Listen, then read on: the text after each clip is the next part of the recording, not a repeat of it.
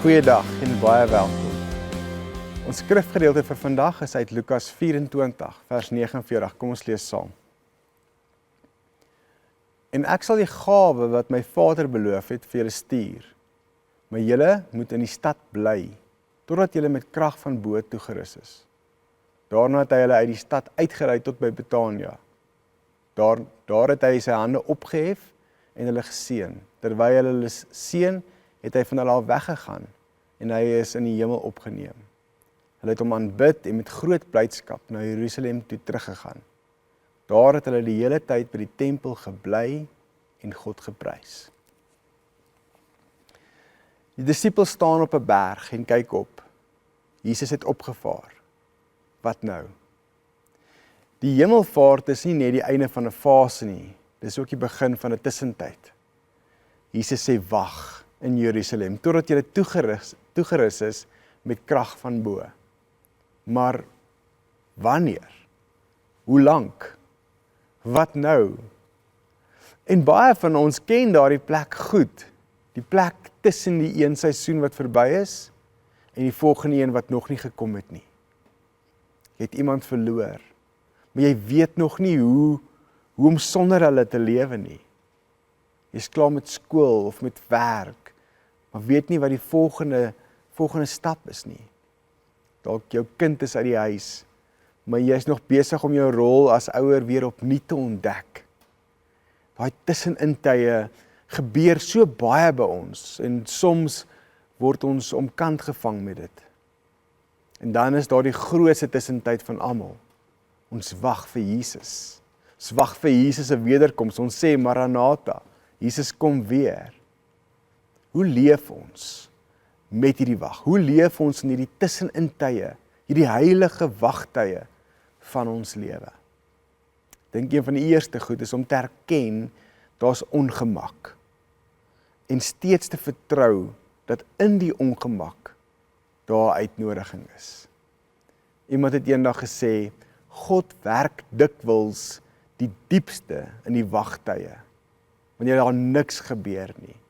Dit is amper, ons het nou tyd om so 'n bietjie oor goed te dink. Ons het nou tyd om sekere goeders te sorteer. Ek weet nie van jou nie, maar baie keer in tussenintye in ons lewe, in ons werk, in ons huishoudings, kry ons die meeste reg. Meeste word gedoen in ons tussenintye, sonder dat ons op 'n plan, maar daar gebeur goed spontaan in hierdie tye.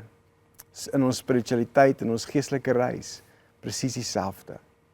Ons eerste impuls in die tussentyd is om iets te wil doen of te ontvlug. Maar Jesus sê, wag. Wag in Jerusalem. Nie begin planne maak nie, nie begin optree op jou eie krag nie, net wag. Bly. En wag is nie passief nie. Dis 'n geestelike gehoorsaamheid. Dit is ek wag met 'n verwagting. Trevor Hudson se woorde is, the in-between time is a sacred space of transformation, if we can remain present in it. So erken die ongemak van onsekerheid, maar verstaan, God nooi jou om hom daar te vertrou. 'n tweede ding is om getrou te leef en vol geloof te bly in die nou. Wat doen jy as daar niks is wat jy kan doen nie? Jy leef nie asof niks gebeur nie, jy leef asof God iets besig is om te doen, al sien jy dit nie. Dis soos die begin van 'n swangerskap. Jy sien nog niks nie, maar daar is nie niks nie. Daar's iets aan die kom.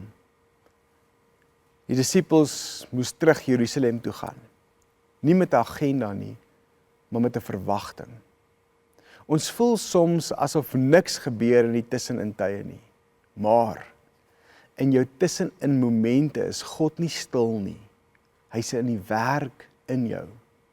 En dis dalk die grootste transformasie wat in jou lewe plaasvind.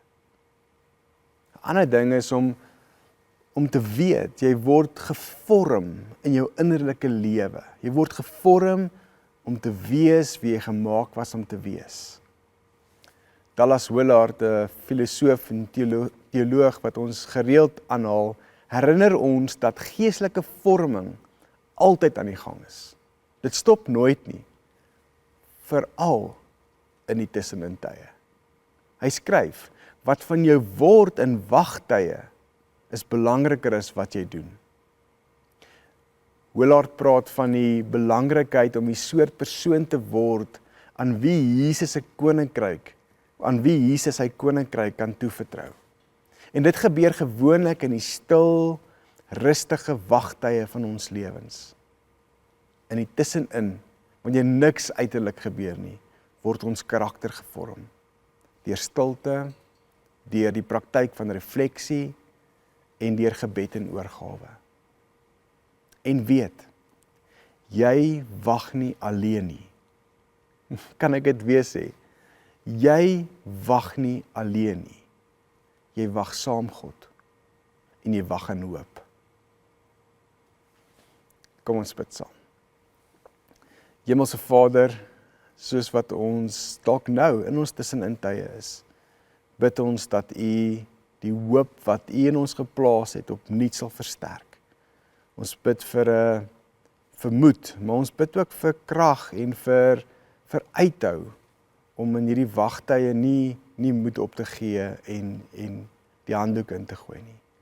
Ons bid dat U ons sal versterk en dat U ons sal lei na veel meer as wat ons ooit kan dink of bid.